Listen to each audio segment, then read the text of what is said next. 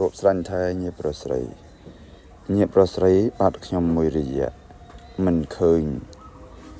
ប្រហែលជាញាតគិតថាខ្ញុំមិនបានលេងប្រព័ន្ធ social media ទេខ្ញុំទីមួយរវល់រឿងបុណ្យជុំញាតថាបុណ្យជុំមិនក៏មិនផ្សាយពីរឿងបុណ្យជុំផងខ្ញុំផ្សាយតិចតួច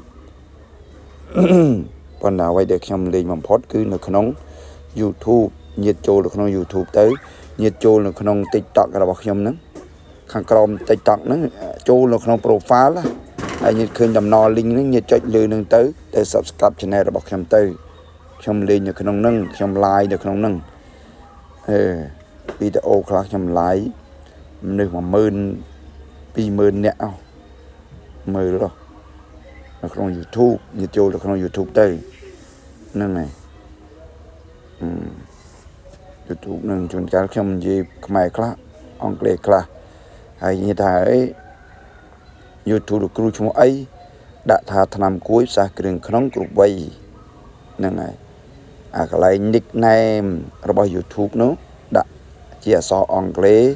អាចារ្យគួយ1 2 3ហ្នឹងអាចារ្យគួយ1 2 3អាចារ្យ A C A O គួយ K O Y 1 2 3ហើយញាតចូលនៅក្នុងនោះទៅអ្វីដែលស្រួលនោះចូលនៅក្នុង profile TikTok ហើយចុចទៅចូលទៅនឹងស្រួលហើយ subscribe channel ហ្នឹងណាចុច subscribe channel ហ្នឹងបើជាភាសាខ្មែរចុចជាវទៅណាចុចចូលជាវភាសាខ្មែរណា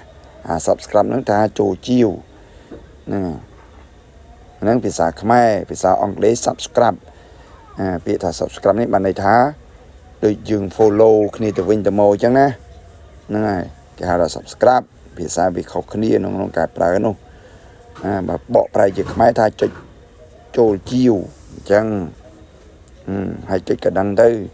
បើឃើញកណ្ដឹងហ្នឹងវាបិទយើងចុចម្ដងទៀតឲ្យវាបើកពេលដែលខ្ញុំ live ក្តីខ្ញុំផ្សាយទៅញាតឃើញហើយខ្ញុំប៉ុស្តិ៍មួយថ្ងៃចង់ខ្លះៗខ្ញុំ